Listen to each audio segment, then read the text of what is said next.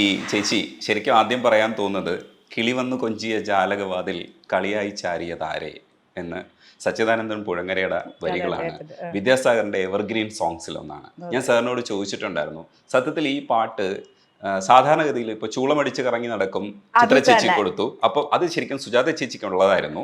ഇപ്പോൾ രവീന്ദ്ര മാഷ് വാർമുകിലെ ചിത്ര ചേച്ചിക്ക് കൊടുത്തപ്പോൾ വിദ്യാസാഗർ സാറ് വരമഞ്ഞൾ ആഡിയോ കൊടുത്തു. പക്ഷേ ഇത് സാധാരണഗതിയിൽ ഉള്ളതല്ലല്ലോ, ഇതെങ്ങനെയാണ് സെലക്ട് ചെയ്തതെന്ന് ചോദിച്ചു.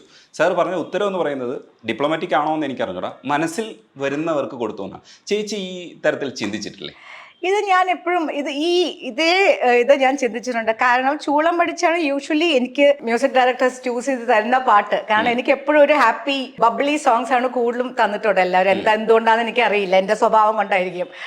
പക്ഷേ ഇതൊരു കുറച്ച് സീരിയസ് സോങ്, ഒരു കവിത എന്ന് പറഞ്ഞാണ് വിളിച്ചത്. പക്ഷെ കുറച്ചും കൂടെ ഒരു ചിത്രയ്ക്ക് കൊടുക്കേണ്ടിയിരുന്ന പാട്ടാണത്. പക്ഷെ എനിക്ക് തന്നു, എൻ്റെ ഭാഗ്യം എന്ന് പറയാം. അപ്പോൾ അതുകൊണ്ട് അങ്ങനത്തെ പാട്ടുകൾ കുറച്ച് പാടാൻ പറ്റി.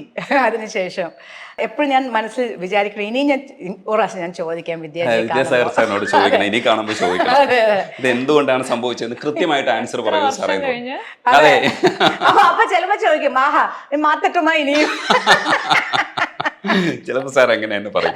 അതിന്റെ കൂടെ ഇപ്പോൾ ചേച്ചി കാക്കക്കറുമ്പൻ കണ്ടാൽ കുറുമ്പനൊക്കെ മഞ്ജു ചേച്ചിക്ക് വേണ്ടി പാടിയിട്ടുണ്ട്, ജോൺസൺ മാഷിന്റെ. പക്ഷേ എനിക്ക് തോന്നുന്നു അതിനേക്കാളും ഒക്കെ മഞ്ജു ചേച്ചിയുടെ ഏറ്റവും ഫേവറേറ്റ് ആയിട്ടുള്ള, ഇല്ലെങ്കിൽ നമ്മൾ കാണുന്ന ഏറ്റവും ടോപ്പ് പാട്ടുകളിൽ ഒന്നായിട്ട് ഇത് മാറിയിട്ടുണ്ട്. ആ ഹസ്കിനെസ് ഇല്ലേ, അത് ആ കുട്ടി സ്റ്റേജിൽ പാടുന്നത് തന്നെയായിട്ടാണ് നമുക്ക് ഫീൽ ചെയ്തത്. അത് ചേച്ചിക്ക് തോന്നിയിട്ടുണ്ടോ സിനിമ? ഒരുപാട്. ഞാൻ ആ സമയത്ത് എന്തെങ്കിലും ഇന്റർവ്യൂ ഉണ്ടെങ്കിൽ ഞാൻ എപ്പോഴും അത് പറയായിരുന്നു. കാരണം മഞ്ജു ഒരു ഭയത്തോട് നിന്ന് പാടുന്നത്, ആ ഒരു നമ്മുടെ വോയിസും മഞ്ജുവിൻ്റെ ആക്ടിങ്ങും അതങ്ങനെ മേജായി. അങ്ങനെയാണ് മഞ്ജു അത് ആക്ട് ചെയ്തത്.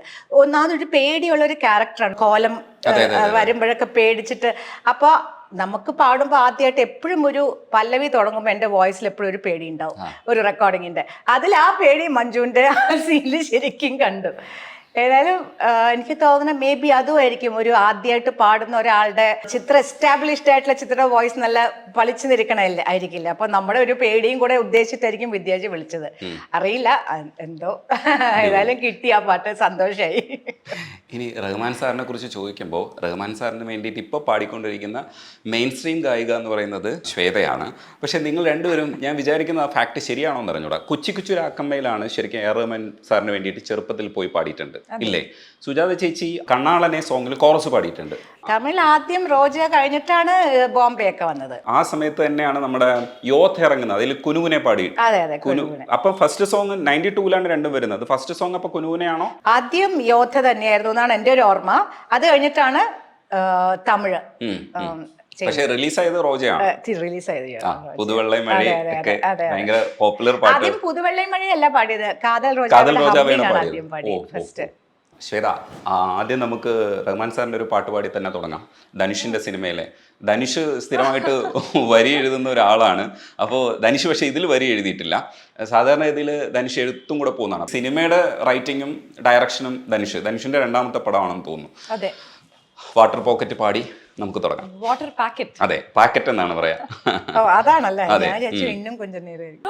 റഹ്മാൻ സാർ ആണ് ഇന്നും கொஞ்சம் നേരം. അതെ അതെ. വാട്ടർ പാക്കറ്റ്, പിന്നെ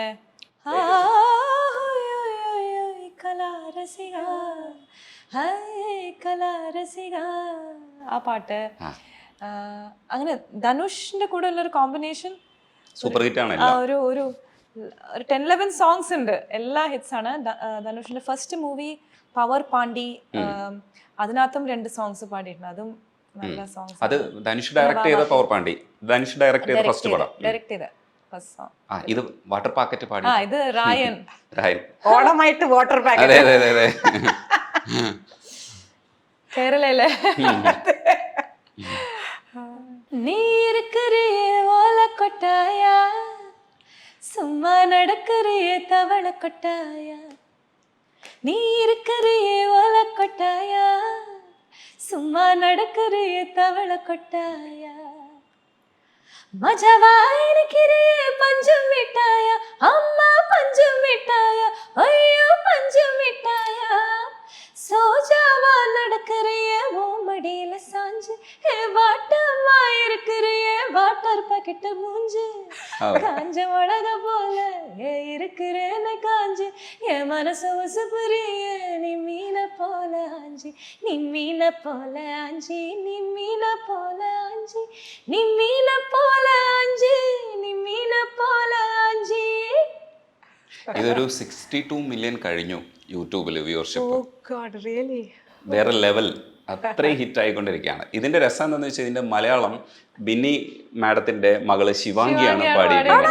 അത് ഭയങ്കര ഒരു കണക്ഷനാണ്. ഞാൻ കേട്ടിട്ടില്ല, കേൾക്കണം എനിക്കത്. മലയാളം വേർഷൻ വന്നാ? ആ മലയാള വേർഷൻ പാടിയിരിക്കുന്നത് ശിവാംഗിയാണ്. അത് ഭയങ്കര രസമുള്ള ഒരു പരിപാടിയല്ലേ, കാരണം ശ്വേത, ശിവാംഗി, ബിന്നി, കൃഷ്ണകുമാർ, ഒരു ഗുരുവിന്റെ ഒരു കണക്ഷൻ ഉണ്ടല്ലോ. തീർച്ചയായിട്ടും അത് ഭയങ്കര ഒരു സ്പെഷ്യൽ ഒരു കണക്ഷൻ ആണ്. കാരണം ബിന്നി ചേച്ചീൻ്റെ അവിടെ ഞാൻ ചേരുമ്പോ ശിവാംഗി എന്ന് പറയുന്നത് 1 വയസ്സേ ഉള്ളൂ അവൾക്ക്. അവള് പാട്ട് പാടണം എന്ന് പറയണതും, പിന്നെ ഞാൻ സൂപ്പർ സിംഗറിൽ ജഡ്ജായിരിക്കുമ്പോൾ അവള് കണ്ടസ്റ്റന്റ് ആയിട്ട് വരുന്നതും, അതിനു മുമ്പേ കണ്ടസ്റ്റന്റ് ആയിട്ട് വരൂ എന്ന് പറയുമ്പോ അയ്യോ ഞാനോ കണ്ടസ്റ്റന്റോ, ക്യാമറ ആക്ഷൻ എന്ന് പറഞ്ഞാൽ എനിക്ക് കാറ്റ് മാത്രമേ വരുള്ളൂ എന്നൊക്കെ പറഞ്ഞ കുട്ടിയാണ്. ഇപ്പൊ അത്രയും സ്മാർട്ടായിട്ട് ക്യാമറമാണ് അവളുടെ ജീവിതം. സോ കേൾക്കണോ, എനിക്ക് അവളുടെ വേർഷൻ കേൾക്കണം. അത് ഇന്ന് പാടിയിട്ടുണ്ടായിരുന്നു, ഞാൻ പാടിപ്പിച്ചിട്ടുണ്ടായിരുന്നു. അത് ഭയങ്കര സന്തോഷമുള്ളൊരു കാര്യം. അതേ ദിവസം തന്നെ ശ്വേതയെ കാണാൻ പറ്റുന്നത്, കാരണം നിങ്ങൾ തമ്മിലുള്ള ഒരു കണക്ഷൻ. എന്നാൽ എ ആർ റഹ്മാൻ കണക്ഷൻ ഉണ്ട്. കാരണം എ ആർ റഹ്മാന് വേണ്ടി ആദ്യം പാടുന്നത് സുജാത ചേച്ചി, എന്നിട്ട് പിന്നെ പോയിട്ട് അതേ എ ആർ റഹ്മാന് വേണ്ടി പോപ്പുലറായിട്ട് ഇപ്പൊ എ ആർ റഹ്മാൻ, ഇളയരാജയൊക്കെ പ്രധാനമായിട്ട്, വിദ്യാസാഗർ സാറും ഒക്കെ പ്രധാനമായിട്ട് ഉപയോഗിക്കുന്നത് ശ്വേത ആവുമ്പോഴത്തേക്ക് കിട്ടുന്ന ഒരു സന്തോഷമുണ്ടല്ലോ. ആ ഹൈപ്പ് ചേച്ചി എങ്ങനെയാ കാണുന്നേ? എൻ്റെ ഏറ്റവും വലിയ അനുഗ്രഹങ്ങളിൽ ഒന്നാണത്. ആദ്യം വിളിച്ചത് ആരാ? വിദ്യാജിയോ റഹ്മാനോ രാജാ സാറോ? ആരാണ്? റഹ്മാൻ സാറാണ് കുറേ വർഷമായിട്ട് പാടിക്കൊണ്ടിരിക്കും. 7-8 years ആയിട്ട് റഹ്മാൻ സാറിന്റെ ഷോസിന് പാടുന്നുണ്ട്. അത് കഴിഞ്ഞിട്ട് രാജാ സാറിനെ പിന്തുടർന്ന് രാജാ സാറിനെ കൊണ്ട് എന്നെ വിളിപ്പിച്ചതാണ്.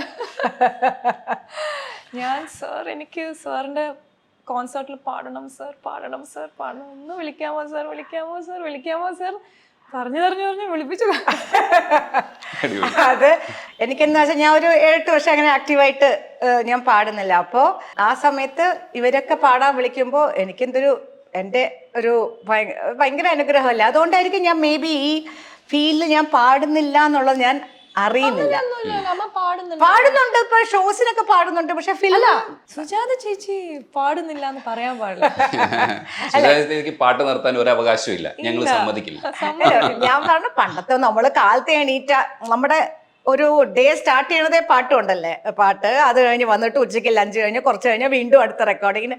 ആ ഒരു ഇത് ഇപ്പൊ ബ്രേക്ക് അല്ലേ, ഡെഫിനറ്റ്ലി ഡിഫറെന്റ് ആണ് ഇപ്പൊ ലൈഫ്. അപ്പോൾ ഇപ്പം നമ്മൾ ഷൂട്ടിന് പോകുമ്പോൾ അവിടെ പാട്ട് തന്നെയാണ്, റെക്കോർഡിങ്സ് പാടുന്നുണ്ട്. പക്ഷെ സ്റ്റേജ് ഷോസ് എന്ന് പറഞ്ഞാൽ അധികം പണ്ടത്തെ പോലെ ചറപറാന്ന് ഓടി നടന്ന് പാടുന്നില്ല. അപ്പോൾ ആ ഒരു കുറവ് മേ ബി ശ്വേത ഇങ്ങനെ പോകുന്നത് കൊണ്ട് അത് ഞാൻ അറിയുന്നില്ല എന്ന് തോന്നുന്നു. അതുകൊണ്ടായിരിക്കും എനിക്ക് വേറെ മനസ്സിനൊരു ദുഃഖമൊന്നും വരാത്തത്. ഷീസ് ടേക്കിംഗ് അപ്പ് ആ ഒരു road journey. The most learning ഈ 3 കമ്പോസേഴ്സിൻ്റെ അടുത്ത് ഷോസിൽ പാടുമ്പോൾ ലേണിംഗ് ഇസ്, ആ എക്സ്പീരിയൻസ് എന്ന് പറയുന്നത് ഏറ്റവും ലേണിംഗ് ഉള്ള എക്സ്പീരിയൻസ് ഭയങ്കര തന്നെയാണ്. സ്റ്റേജ് എന്ന് പറയുമ്പോൾ പറയാ ശ്വേത പറയാം, ഓരോ ഈ 3 പേരും ഡിഫറെന്റ് ആണ് ഓൺ സ്റ്റേജ്. ആൻഡ് അവര് കോംപ്രമൈസ് ചെയ്യാത്ത 3 ലെജൻസ് ആണ്. സിംഗിങ്, ഞാൻ സിംഗറായിട്ട് പറയാണ്. അഫ്കോഴ്സ് മ്യൂസിക്കിൽ അവര് ഓരോ മ്യൂസിഷ്യൻസും നിങ്ങൾ യൂട്യൂബിൽ കണ്ടു കാണും, ഓരോ മ്യൂസിഷ്യൻസിൻ്റെ അടുത്തുനിന്ന് എത്രത്തോളം പെർഫെക്ഷൻ എക്സ്പെക്റ്റ് ചെയ്യണമെന്ന്. അപ്പോൾ ഒരു സിംഗറായിട്ട് 3 പേരും ശ്രുതി ആയാലും ശരി, വാക്കുകളായാലും ശരി, അതിൻ്റെ ഡെലിവറി ആയാലും ശരി, ബ്രെത്ത് എടുക്കുന്ന സ്ഥലമായാലും ശരി, അവർ 3 പേരും very particular that it should be the best. And നമ്മുടെ അടുത്തുനിന്ന് ബെസ്റ്റ് ഷോയിലും കിട്ടാൻ വേണ്ടി അവർ നമ്മുടെ അടുത്ത് തരുന്ന ടിപ്സ്, അങ്ങനത്തെ കാര്യങ്ങളൊക്കെ, എസ്പെഷ്യലി രാജാ സാറൊക്കെ. ഞാൻ രാജാ സാറിന്റെ സ്റ്റേജിൽ പാടിയിട്ടേ ഇല്ല. പണ്ടൊരു പ്രോഗ്രാമിന് ഇവിടെ ചെന്നൈയിൽ ഞങ്ങൾ എല്ലാവരും, ചിത്ര, സ്വർണലത, ഞാൻ, അന്ന് രേവതി നടത്തിയ ഒരു ഷോ ആണെന്ന് തോന്നുന്നു. അന്ന് രാജാ സാർ എന്നെ കമ്പോസ് ചെയ്ത് ഞങ്ങളെല്ലാവരും ഒരു മെഴുകുതിരിയൊക്കെ വെച്ച് പാടിയൊരു പാട്ടുണ്ട്. ആ ഒരു സ്റ്റേജ് അല്ലാതെ ഞാൻ രാജാ സാറിൻ്റെ സ്റ്റേജ് ഷോ പാടിയിട്ടേ ഇല്ല. വിദ്യാജിയുടെ പണ്ട് സിംഗപ്പൂരൊക്കെ പാടിയിട്ടുണ്ട്, പിന്നെ പാടിയിട്ടില്ല. റഹ്മാന്റെ പിന്നെ കുറച്ച് പാടിയിട്ടുണ്ട്. പക്ഷെ ആ റഹ്മാൻ അല്ല ഇപ്പോഴത്തെ റഹ്മാൻ ഓൺ സ്റ്റേജ് എന്ന് പറയുന്നത്. വേറെ ലെവലാണല്ലേ. പിന്നെ അന്നൊന്നും നമ്മൾ ഡ്രസ്സ് അതൊന്നും നോക്കില്ലല്ലോ. നമ്മളൊരു ഡ്രസ്സ് ഇട്ടിട്ട് ഇപ്പോഴല്ലേ ഓരോ അറ്റയർ, ആ സ്റ്റേജിൽ ആ കളർ കറക്റ്റ് ആയിരിക്കണം, ഓരോ എല്ലാത്തിനും ഇമ്പോർട്ടൻസ് കൊടുക്കുന്ന. റഹ്മാൻ സാർ ഇപ്പോഴാണ് കുറച്ചും കൂടി free, like very audience friendly. I think he was very. Rahman സാറിന്റെ പാട്ട് ഇപ്പോൾ കുനുകുനു തുടങ്ങാൻ പറ്റി. അതേപോലെ വിദ്യാസാഗർ സാർ വന്നിട്ട് മലയാളത്തിൽ ചെയ്യുന്ന അഴകി രാവണില് പ്രണയമണി, അതൊരു ബ്രേക്കിംഗ് സോങ് ആയിരുന്നു. അങ്ങനെ ഒരു മഴ, അപ്പോൾ മഴയെക്കുറിച്ച് പറയുന്ന സമയത്ത് ഈ സാറ് തന്നെ പറയിപ്പിച്ച് എഴുതിച്ചതാണ് കൈതപ്രം സാറിനോട്. മഴ മഴ മഴ, അപ്പോൾ ആദ്യാനുരാഗ രാമഴ എന്ന് പറയുന്ന ഒരു പ്രയോഗവും കൊണ്ടുവന്നു, രാത്രിയുടെ മഴയെ കൊണ്ടുവന്നു. അങ്ങനെ ചില പ്രയോഗങ്ങളൊക്കെ കൈതപ്രത്തിനെ കൊണ്ട് വരുത്തിച്ചത് വിദ്യാസാഗർ സാറാണെന്ന് പറയില്ലേ. അതേപോലെ ആ പ്രണയമണി തൂവൽ പൊഴിയും പവിഴമഴ ശരിക്കും അറിയാവോ പാട്ട് എന്ന് പാടാൻ? പിന്നെ അല്ല, പാടി സ്റ്റേജിൽ പാടുന്നുണ്ടല്ലേ? പിന്നെ എല്ലാ ഷോയിലും പാടുന്ന പാട്ടല്ലേ. ഇൻഫാക്ട് ഞങ്ങളൊരു ഗെയിം കളിക്കും ഷോ. ഈ പാട്ട് പാടുന്നതിന് മുമ്പേ ഞാൻ ഗെയിം എന്താന്ന് വെച്ചാൽ ഞാൻ എത്ര മഴ പാടുന്നു അത് സ്റ്റൈല് നോക്കൂ. അതെ, എത്ര മഴകൾ വരുന്നു അത് പറഞ്ഞു കഴിഞ്ഞാൽ അടുത്ത ഷോയിൽ നോക്കി വെക്കും. അതെ, നമുക്കിപ്പോ നോക്കാം മഴ. അല്ല, അപ്പൊ മാറ്റിയാ മതി. അതിൽ എത്ര സംഗതികളുണ്ടെന്ന്, മഴയ്ക്ക് എത്ര രൂപത്തിൽ പാടിയിരിക്കുന്നു എന്ന് ചോദിച്ചാൽ ഭയങ്കര കോംപ്ലിക്കേറ്റഡ് ആണ്. പിന്നെ അവര് പാട്ട് ശ്രദ്ധിക്കേണ്ടത്.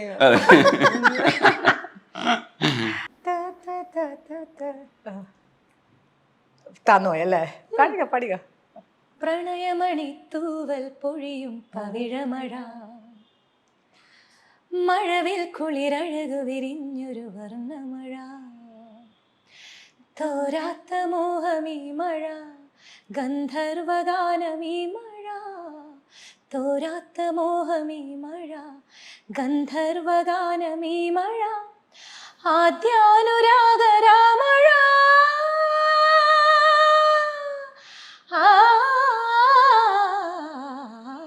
അതൊരു സെൻസേഷൻ ആയിരുന്നു ആ പാട്ട്. ശരിക്കും പറഞ്ഞു കഴിഞ്ഞാൽ അന്നത്തെ കാലഘട്ടം മാത്രമല്ല, ഇപ്പോഴും നമ്മൾ ഈ ആഘോഷ പാട്ടുകളുടെ കൂട്ടത്തിൽ കൂട്ടുന്ന ഒരു പാട്ടാണ്. അതായത് എപ്പോ സ്റ്റേജിൽ പാടിയാലും നല്ല റെസ്പോൺസ് കിട്ടുന്ന പാട്ടാണ് അത്. പക്ഷെ പാടിയപ്പോഴേ നമുക്ക് മനസ്സിലൊരു ഇതായിരുന്നു, ഇത് സിനിമ ടേക്ക് ഓഫ് ചെയ്യുകയാണെങ്കിൽ ഈ പാട്ട് ഹിറ്റാവും നമുക്ക് എല്ലാവർക്കും അറിയാമായിരുന്നു. കാരണം ഭയങ്കര വ്യത്യാസമായിരുന്നു ആ പാട്ട് ആ സമയത്ത്, ഡിഫറെൻ്റ് ആയിട്ടുള്ള പാട്ടായിരുന്നു. ഇതൊക്കെ ഞങ്ങൾ വിത്ത് ഇൻസ്ട്രുമെന്റ്സ് പാടിയതാണ്. പിന്നെ ലേറ്റർ മിക്സ് ചെയ്തു. AVM ആറാറിലാണ് പാടി.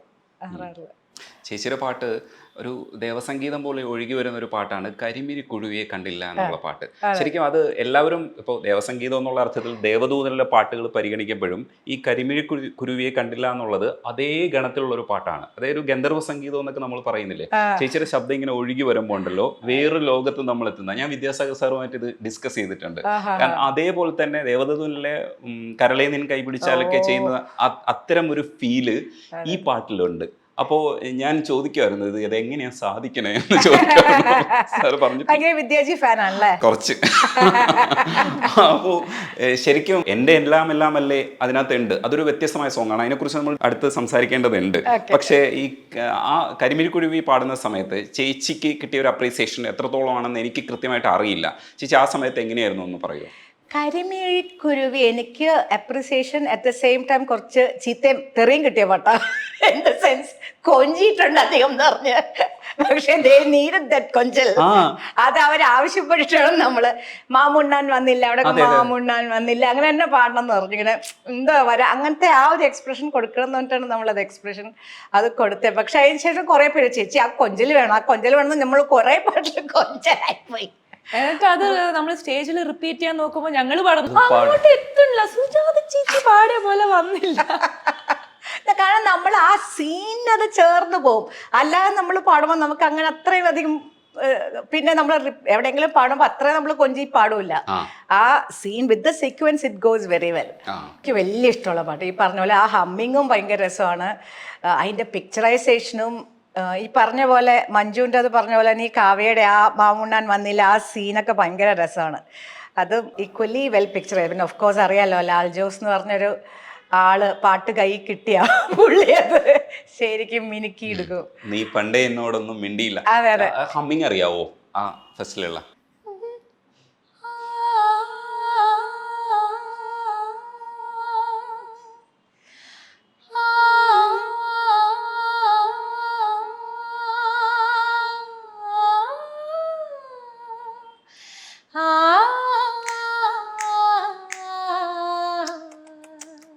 സൂപ്പർ. അതേപോലെ നമുക്ക് കാതില് ആ ഇൻസ്ട്രുമെന്റ്സും ചേർത്ത് കേൾക്കാം. അത് എനിക്ക് തോന്നുന്നു അങ്ങനെയൊക്കെ ഒഴുകി വരുന്ന ചില പാട്ടുകൾ ഇടയ്ക്കൊക്കെ നമുക്ക് കിട്ടും. എൻ്റെ എല്ലാം അല്ലേ വീണ്ടും സ്റ്റേജിൽ പാടുന്ന സമയത്ത് ചേച്ചി നാണിക്കുന്നുണ്ടായിരുന്നു. ഒരു സ്റ്റേജിൽ ദാസേട്ടൻ തന്നെ ഇടപെട്ടിട്ട് പാടിയേ പറ്റൂ, ടേക്ക് റിപ്പീറ്റ് എന്ന് പറഞ്ഞിട്ട് ദാസേട്ടൻ പറയുന്നുണ്ടായിരുന്നു. അത് ആദ്യം പാടിയപ്പോഴാണ് റെക്കോർഡിങ് കഴിഞ്ഞിട്ട് സിനിമ വന്നു കഴിഞ്ഞ് ഫസ്റ്റ് സ്റ്റേജ് ആണത്. അപ്പോൾ അത് ട്രിവാൻഡ്രത്തെ നിശാഗന്ധിയിലാണ് അത് എൻ്റെ ഓർമ്മ. മുഴുവൻ പരിചയക്കാരും നമുക്ക് ഭയങ്കര ചെമ്മല് പോടാന്ന് വിളിക്കാൻ. ദാസേട്ടൻ എങ്ങനെ വിളിക്കും? ദാസേട്ടൻ ഇപ്പുറത്ത് നിന്ന് പാടുക, വേറെ വല്ല കൊച്ചു പിള്ളേരാണെങ്കിൽ ശരി. അപ്പോ എന്ത് പറഞ്ഞാലും അത് വരണില്ല അങ്ങട്. അത് കഴിഞ്ഞ അവസാനം ദാസൻ നിർബന്ധിച്ച് അങ്ങോട്ട് നിൽക്കുക. അപ്പൊ നമ്മൾ മുന്നോട്ട് പോവില്ല ഞാൻ പാടാതിരുന്നത്. അപ്പൊ പിന്നെ അവസാനം വിളിച്ചു, ഇപ്പൊ തന്നെ പറയാൻ പറ്റണില്ല. അപ്പോ അങ്ങനെ റെക്കോർഡിങ് ദാസേണില്ലല്ലോ. പക്ഷെ റെക്കോർഡിങ് ആക്ച്വലി പറഞ്ഞത് ശ്രീജിയാണ് കേട്ടാ. ഒറിജിനൽ പറഞ്ഞേക്കുന്നത് ശ്രീജിയാണ്. ഞാൻ റെക്കോർഡിങ്ങിന് പോയി അത് പറഞ്ഞു നോക്കിയപ്പോ ഇവരെല്ലാരും ഉള്ളിരുന്ന് ചിരിക്കണുണ്ടോ ഞാൻ പറഞ്ഞു തുടങ്ങിയപ്പോ. അപ്പൊ എനിക്ക് ദേഷ്യം ഞാൻ പറയൂല എന്ന് പറഞ്ഞ് വെച്ചിട്ട് പോയി. അത് വിദ്യാജിയും ലാൽ ജോസൊക്കെ ഉണ്ടായിരുന്നു. എന്നിട്ട് ശ്രീജി വന്ന് പുട്ടുപോലെ ഒരു 5 മിനിറ്റിൽ അത് പറഞ്ഞു. അപ്പൊ അത് കഴിഞ്ഞ് നമുക്ക് ഒരാൾ പറഞ്ഞു കഴിഞ്ഞാൽ നമുക്ക് തിരിച്ച് പറയാൻ പറ്റും. അപ്പൊ പിന്നെ അത് നമ്മള് സ്റ്റേജസിൽ അതുപോലെ പാടി തുടങ്ങി. പിന്നെ അതിന് ലേറ്റ് സ്റ്റേജസിലൊക്കെ നമ്മള് ദാസേട്ടൻ്റെ വലിയൊരു പ്രശ്നമില്ല, അതിങ്ങനെയൊക്കെ വെച്ച് പാടും. പക്ഷെ രസമായിരുന്നു. അത് കഴിഞ്ഞിട്ട് ദാസമ്മാമ, അമ്മ, ബിജു ചേട്ടൻ, ഞാനും ചെയ്യുന്ന ഷോസിൽ അമ്മ അത് പറയില്ല എന്ന് പറഞ്ഞുകൊണ്ട് ആദ്യത്തെ പോർഷൻ ഞാനും വിജു ചേട്ടനും പാടും. അത് കഴിഞ്ഞിട്ട് ഇവര് നിങ്ങൾക്ക് മാറിക്കേ ഞങ്ങൾ കൂടെ ബാക്കി ഫുൾ പാട്ട് പാടും. ആദ്യം പോടാൻ വിളി ഇവര് കഴിക്കും. ഇവർക്ക് അങ്ങോട്ടും ഇങ്ങോട്ടും പോടാന്നൊന്നും വിളിക്കാൻ പ്രശ്നമില്ലല്ലോ. ചേച്ചി അതിനോട് കൂടെ ഒരു കാര്യം കൂടെ, ഈ അന്തിപ്പൊന്മുട്ടമൊക്കെ പാടുന്ന സമയത്തും അതേപോലെ അതിനകത്ത് തീരം തേടുവോളം പ്രേമഗീതം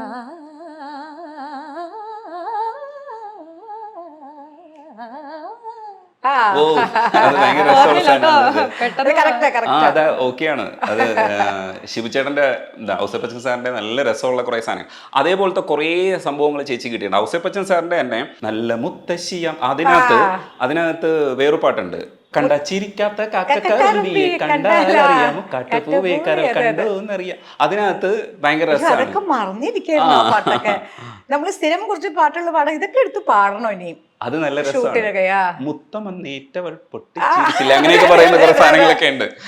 ശിവചേട്ടന്റെ വരികളാണ്. അങ്ങനത്തെ കുറെ സോങ്സിലും ചേച്ചിയുടെ ഈ ശബ്ദം ഭയങ്കര രസമായിട്ട് ഉപയോഗിച്ചത് കൊണ്ടായിരിക്കാം ഒരുപക്ഷെ ചേച്ചിക്ക് നിരന്തരമായിട്ട് ആ പാട്ടുകൾ കിട്ടിയത്.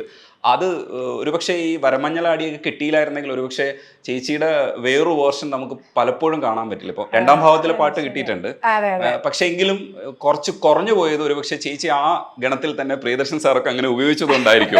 ചേച്ചി എങ്ങനെയാണ് ചിന്തിക്കണേ? അറിയില്ല, എനിക്ക് തോന്നുന്നു എൻ്റെ ഓരോ വോയിസ് കൾച്ചറിന് അനുസരിച്ച പാട്ടില്ല. എൻ്റെ വോയിസ് കുറച്ചൊരു ബബ്ലി ടെക്സ്ചറാണ്. കുറച്ചുകൂടി സീരിയസ് സോങ്സിനെക്കാട്ടും എനിക്ക് തോന്നണ സ്ക്രീനിൽ വരണ അങ്ങനത്തെ ക്യാരക്ടേഴ്സിനാണ് ചേരണേ. ഇപ്പൊ ഭക്തിഗാനങ്ങൾ തന്നെ നമ്മൾ കുറെ റെക്കോർഡഡ് ഭക്തിഗാനങ്ങൾ കുറെ ഉണ്ട്. അപ്പൊ ജയൻ മാസ്റ്റർ ഒക്കെ പറയും നല്ല സെമി ക്ലാസിക്കൽ സോങ്സ് എൻ്റെ ഭക്തികൾ ഞാൻ കുറെ പാടിയിട്ടുണ്ട്. അപ്പൊ ജയൻ മാസ്റ്റർ പറയും എന്ത് രസമാണ് നീ കർണാട്ടിക് പാടണേന്നൊക്കെ മാസ്റ്റർ ഇരുത്തി പാടിക്കും. അപ്പോൾ പക്ഷെ സിനിമയിൽ നമുക്ക് അങ്ങനത്തെ പാട്ടുകളൊന്നും കിട്ടിയിട്ടില്ല. അപ്പം സിനിമയിൽ ഇറ്റ് ഇസ് മോർ ഓഫ് ആ സ്ക്രീനിൽ വരുന്ന ക്യാരക്ടറിന്റെ വായിന്ന് വരികയല്ലേ, ആ ആർട്ടിസ്റ്റിന്റെ വായിന്ന്. അപ്പൊ എനിക്ക് തോന്നുന്നു ആ ഒരു മെച്യൂരിറ്റി കുറവ് എന്തെങ്കിലും ഉണ്ടാവും ആ ഒരു വോയിസ്. എൻ്റെ വോയിസ് കൂടുതലും ഒരു ലവ് സോങ്സ് അല്ലെങ്കിൽ ഒരു കുറുമ്പ് സോങ്സ് അങ്ങനെയാണ് കൂടുതൽ യൂസ് ചെയ്തേക്കണേ. ഇപ്പൊ മറന്നിട്ടും എന്തിനോ അത് ഈ പറഞ്ഞ പോലെ കുറച്ചൊരു സീരിയസ് സോങ് ആണ്, പക്ഷെ അതിലും ലവ് ആണ് കൂടുതൽ അല്ലേ. പിന്നെ തമിഴിൽ അങ്ങനെ പറ്റിയിട്ട് എനിക്കൊരു പാട്ട് തോഴ എന്ന് പറയും, തോഴ. അത് actually it is about friendship. ഞാൻ പാടുമ്പോൾ ലവ് വരിക. അപ്പൊ അവസാനം ഒരു മാഡം ലവ് വരക്കൂടാതെ, ഇത് ഫ്രണ്ട്ഷിപ്പാണ്, ഇത് ലവ് പാടില്ല എന്ന് പറഞ്ഞ ഫ്രണ്ട്ഷിപ്പാണ്. എന്നിട്ട് ഞാൻ മാറി, ഞാൻ പറഞ്ഞു എനിക്ക് പറ്റില്ല എന്ന് പറഞ്ഞു പോയി. അപ്പൊ ഓരോ വോയിസ് കൾച്ചർ പിന്നെ ഞാൻ പാടിയില്ല. അപ്പൊ അതിൽ ലവേ വരാൻ പാടില്ല. അതുകൊണ്ടായിരിക്കും അങ്ങനത്തെ പാട്ടുകൾ എനിക്ക് കിട്ടാത്തതെന്ന് ഞാൻ വിചാരിക്കുന്നു. പക്ഷെ നമ്മള് സ്റ്റേജില് ഫുൾ ഓഫ് ലവ്, അതെ. ഇപ്പൊ ആ നിമിഷത്തിന്റെ നിർവൃത്തി അതൊക്കെ നമ്മള് സ്റ്റേജിൽ എത്ര പാടിയേക്കണം. ഇപ്പൊ 7 സ്വരങ്ങൾ അതൊക്കെ സ്റ്റേജുകളിൽ പാടിയിട്ടുണ്ട്. പക്ഷെ എനിക്ക് തോന്നുന്നു ഒരു ക്യാരക്ടറിന്റെ വായിന്ന് വരുമ്പോ അത് കുറച്ചും കൂടെ ഒരു 7 സ്വരങ്ങൾ ഒരു യങ്ങർ ഒരാൾ പാടുന്ന പോലെ തോന്നുമായിരിക്കും. അതാണ് ഞാനിങ്ങനെ മനസ്സിൽ വിചാരിക്കും എപ്പോഴും. നമുക്കത് കൃത്യമായിട്ട് അറിയാൻ പറ്റില്ല. അതെ അതെ അവരോട് വിളിച്ചിരുത്തി ചോദിക്കണം ആക്ച്വലി. അല്ല, വിളിച്ചിരുത്തി ചോദിച്ചാൽ അവർക്കും പറയാൻ പറ്റണമെന്നില്ല. കാരണം ചേച്ചിയുടെ വേറൊരു പാട്ട് കേട്ടിട്ടായിരിക്കും അവർ ഇങ്ങോട്ട് വന്നത്.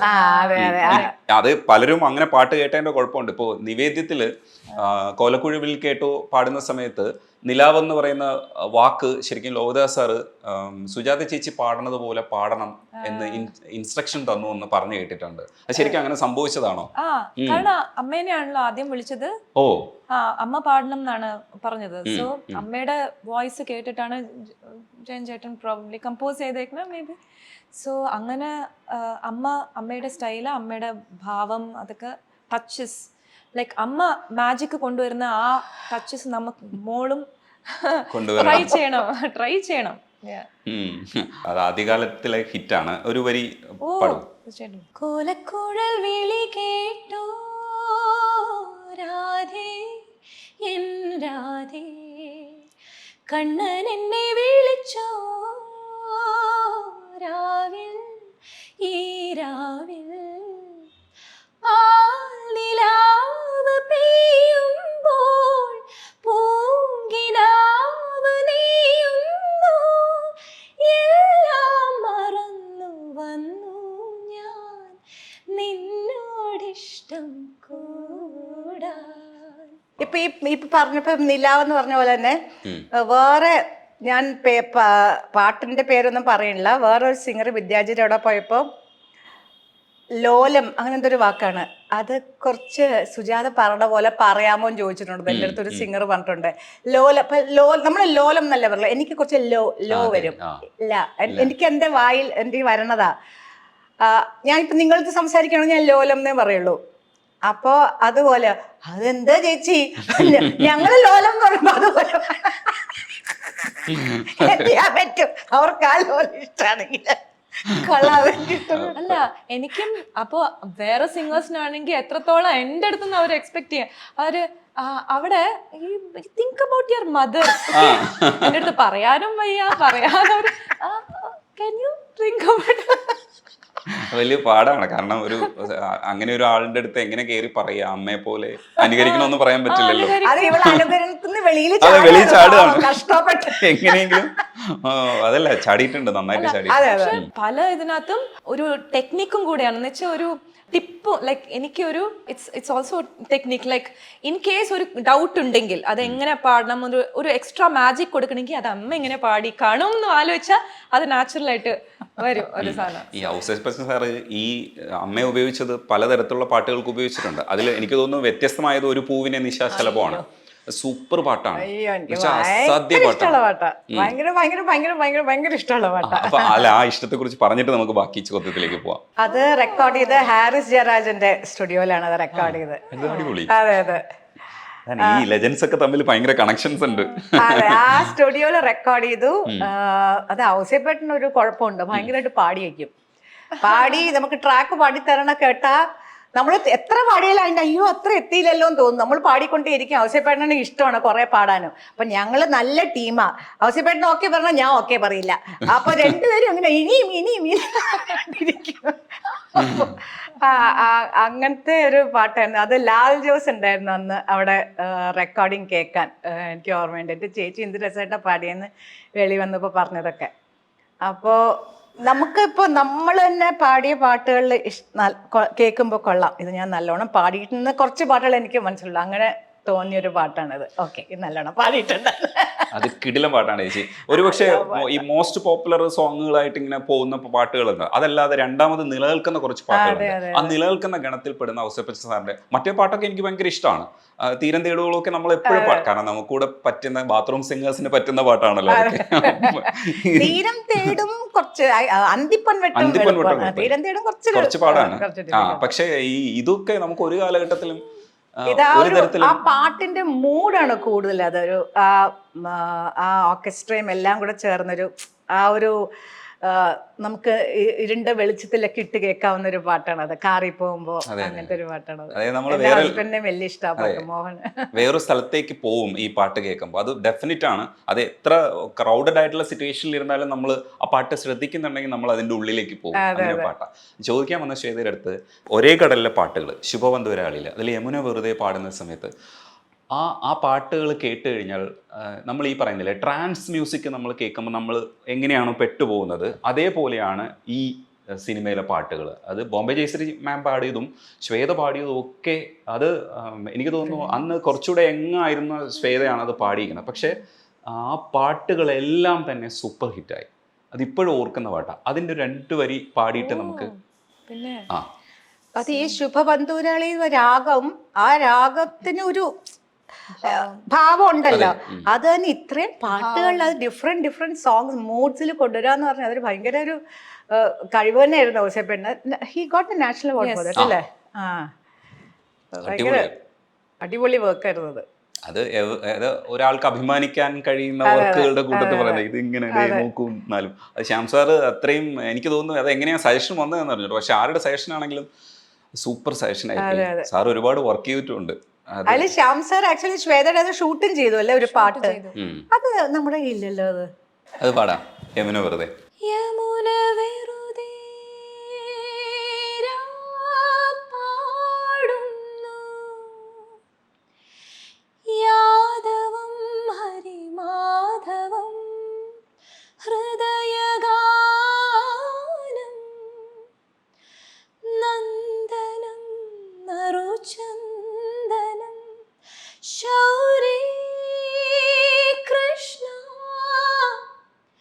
വിരഹവധുവാമൊരുവൾ പാടി വിധുരമാമൊരു ഗീതം വിരഹവധുവാമൊരുവൾ പാടി വിധുരമാം ഒരു ഗീതം ഒരു മൗന സംഗീതം യമുന വെറുതെ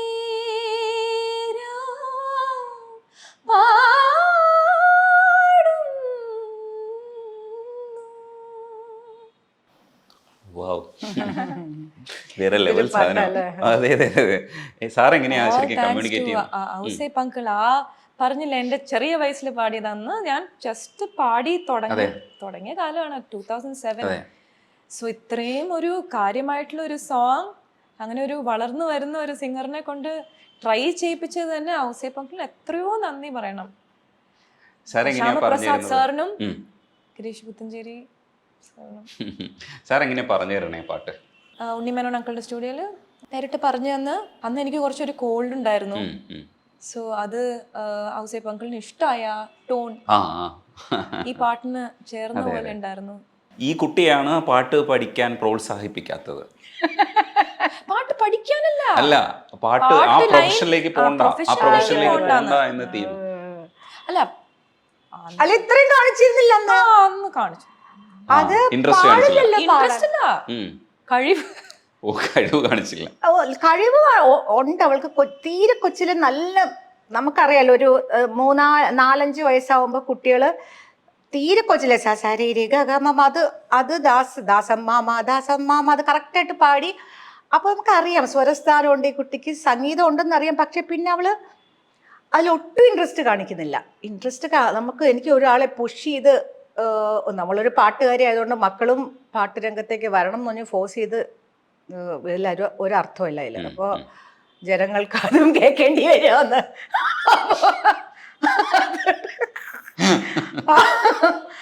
അപ്പൊ ഞാനങ്ങ് നിർബന്ധിച്ചില്ല. ഇവള് പാടിയിട്ടുമില്ല. മുറിയുടെ ഉള്ളിൽ ഇനി അമ്മ പാടിക്കൊണ്ട് നടക്കണോണ്ടാണോ അവള് വെളിയിൽ പാടാത്തതെന്നും അറിയില്ല. ആരും ഇവളൊരു ഉള്ളിൽ ഇത്രയും അവള് പാടി തുടങ്ങിയപ്പോഴാണ് അത്രയും ഞാൻ അറിഞ്ഞിരുന്നെങ്കിൽ ഞാൻ ഇതിലും നല്ലോണം പഠിപ്പിച്ചേനെ. വെളിയിലൊന്ന് പാടി തുടങ്ങിയപ്പോഴാണ് she is good and all thanks to ബിന്നിയാണ് വടി വച്ച്. പക്ഷെ നല്ല സ്റ്റുഡൻ്റ് ആണെന്നാണ് പറഞ്ഞത്. ആ കൂട്ടത്തിലെ നല്ല സ്റ്റുഡൻ്റ് ആണ്. പക്ഷെ ഒരു ഇത് മാത്രമേ ഉള്ളൂ, എന്താ വെച്ചാല് കച്ചേരിക്ക് കൂടുതൽ പ്രാധാന്യം കൊടുത്ത് മുമ്പിലേക്ക് വരണമെന്നൊരു ആഗ്രഹം. ഭയങ്കര സങ്കടമാണ് ബിന്നി ചേച്ചിന്റെ മനസ്സിലും എന്റെ മനസ്സിലും. ഒരു കച്ചേരി ഓൺലൈൻ അന്ന് ഇതുള്ളപ്പോ ചെയ്തു അല്ലേ, നമ്മുടെ കോവിഡ് ഉള്ളപ്പോ ചെയ്തേ കച്ചേരി ആ ലെവലിലേക്ക് തെളിഞ്ഞു വരുള്ളൂ. അത് ആ എണ്ണയൊക്കെ ഇത് എടുക്കണ പോലെ ഇങ്ങനെ പിഴിഞ്ഞ് എന്നാലും അത് കലങ്ങി തെളിയണം. അതിന് അത്രത്തോളം അതിന് ഫോക്കസ് ചെയ്ത് എല്ലാ ദിവസവും, എപ്പോഴെങ്കിലും പറ്റില്ല, എല്ലാ ദിവസവും പ്രാക്ടീസ് ചെയ്ത് അതിനായിട്ട് ശ്രമിക്കണം, നല്ലോണം ഹാർഡ് വർക്ക് ചെയ്യണം. എനിക്ക് ഇത്ര 15 വർഷമായിട്ട് എനിക്ക് അതിന് എല്ലാ ദിവസവും കൊടുക്കാൻ എനിക്ക് നല്ലതിനാണോ ഇത് എനിക്ക് അറിഞ്ഞൂടാ, അത് നല്ലതാണോ, എനിക്ക് സമയം കിട്ടിയിട്ടില്ല, അത് നല്ലതാണോ നല്ലതല്ലയോ എന്ന് എനിക്ക് അറിഞ്ഞൂടാ. പക്ഷേ തീർച്ചയായിട്ടും ക്ലാസിക്കൽ മ്യൂസിക്കിൽ എനിക്ക് എൻ്റെ മനസ്സ് ഒരുപാടുണ്ട്. ഞാൻ കേൾക്കും എൻ്റെ ഫേവറേറ്റ് ആർട്ടിസ്റ്റ് ചേച്ചീൻ്റെ അടുത്തും ചേട്ടൻ്റെ അടുത്തും എപ്പോഴും സമയം കിട്ടുമ്പോഴൊക്കെ ഞാൻ ക്ലാസ്സിന് പോകുന്നുണ്ട്. ബിന്നി മാഡത്തിൻ്റെ ആഗ്രഹം എന്ന് പറയുന്നത് ഈ മനോധർമ്മം വളരെ രസകരമായി പാടുന്ന ഒരു ശ്വേതയെ മുന്നിൽ കാണുക. അതൊരു ഗുരുവിൻ്റെ ഏറ്റവും വലിയൊരു സ്വപ്നമാണ്. ശിഷ്യായിരുന്നിട്ട് ഒരു മനോധർമ്മം പാടുക എന്താന്ന് വെച്ചാ ഞാൻ ബിന്നി പറയണത് കറക്റ്റാണ്. കാരണം എല്ലാ ടീച്ചേഴ്സിന്റെയും ആഗ്രഹം സ്റ്റുഡൻസ്, കാരണം സോറി ബിന്നി ചേച്ചി അത്രത്തോളം എഫേർട്ട് അതുകൊണ്ടാണ് കേട്ടോ. കാരണം അത്രയും സമയവും ബ്ലഡ് ആൻഡ് സ്വെറ്റ് കൊടുത്തിട്ടാണ് എന്നെ പഠിപ്പിച്ചിട്ടുള്ളത് ചേച്ചി. അപ്പോൾ ചേച്ചീൻ്റെ ആ ഒരു സീനിയർ മോസ്റ്റ് സ്റ്റുഡൻറ്റ് ചേച്ചി പഠിപ്പിച്ച കാര്യങ്ങൾ വെളിയിൽ എല്ലാവരും കേൾക്കണം. ആ ട്രെയിനിങ്ങിന് എന്തെങ്കിലും ഒരു ആ ഇട്ട എഫേർട്ടിന് എന്തെങ്കിലും ഒരു ഫലം എന്നല്ല, ബട്ട് ഒരു ഹാപ്പിനെസ്, അത്രേ ഉള്ളൂ. ഒരു കച്ചേരി ചെയ്യണമെന്ന് പറയണത് ചെയ്യണമെന്ന് പറയണത് അതിന് ശരിക്കും അതിന്റെ ആ ഒരു പാത്തിൽ തന്നെ കുറേ ദിവസം നിക്കണം, വർഷങ്ങൾ നിക്കണം, എന്നാലേ അത് ശരിക്കും അതിലേക്ക് വീഴുള്ളൂ, ആ ഒരു ലൈനിലേക്ക്. അതൊരു സംഭവം തന്നെയാണ് കേട്ടോ. അത് വോയിസും നമ്മൾ ബാലൻസ് ചെയ്ത് ക്ലാസിക്കൽ പ്രാക്ടീസ് ചെയ്യുമ്പോൾ നമ്മൾ ലൈറ്റിന് കുറച്ച് വോയിസ് കുറച്ച് അതിൻ്റെതായിട്ടുള്ള ഒരു മാറ്റങ്ങൾ വരും ക്ലാസിക്കൽ പ്രാക്ടീസ് ചെയ്യുമ്പോൾ. സോ ലൈറ്റ് പാടുമ്പോൾ നമ്മുടെ മൈക്കിൽ വരുന്ന വോയിസിൻ്റെ നമ്മുടെ വോക്കൽ പ്രൊഡക്ഷൻ കുറച്ച് വ്യത്യാസം. സോ അത് ബാലൻസ് ചെയ്ത് കൊണ്ടുപോകാനുള്ള ഒരു കറക്റ്റായിട്ട് വരണം. അതില് ദാസേട്ടൻ തന്നെ അല്ലേ, രണ്ടും കൂടെ എങ്ങനെ ഒരേ സമയത്ത് കൊണ്ട് നടന്നല്ലോ ദാസേട്ടൻ. ലൈറ്റ് മ്യൂസിക്കും കർണാട്ടിക്കും ആണുങ്ങൾക്ക് എനിക്ക് തോന്നുന്നു അത്രയും ഇഷ്യൂ വരില്ലാന്ന് തോന്നുന്നു. സ്ത്രീകൾക്ക് കാരണം ഞാൻ കണ്ട കുറേ പേർക്കുണ്ട് കർണാട്ടിക് കുറേ പ്രാക്ടീസ് ചെയ്ത് വന്നാൽ അന്നത്തെ ദിവസം ലൈറ്റ് മ്യൂസിക് പാടാൻ കുറച്ച് നമ്മുടെ ലൈറ്റ് മ്യൂസിക്കിന് സട്ടിൽ സംഗതികളാണ്, പിന്നെ അറ്റാക്ക് ആയിട്ട് വരാൻ പാടില്ല. കർണാട്ടിക് അത് നല്ല അഴുത്തമായിട്ട് തന്നെ പാടണം. ഇപ്പൊ ബിന്നി ചേച്ചിയും ചേട്ടനും പറയണത് എന്താന്ന് വെച്ചാൽ നാച്ചുറൽ ആയിട്ട് വരുന്ന ഒരു അങ്ങനെ മതി. കർണാട്ടിക് ആൾക്കാരെ അക്സെപ്റ്റ് ചെയ്യും. അത് ഡോണ്ട് തിങ്ക് അബൌട്ട് ആൾക്കാർ എന്ത് പറയും എന്ന്, അങ്ങനെ വേണ്ട.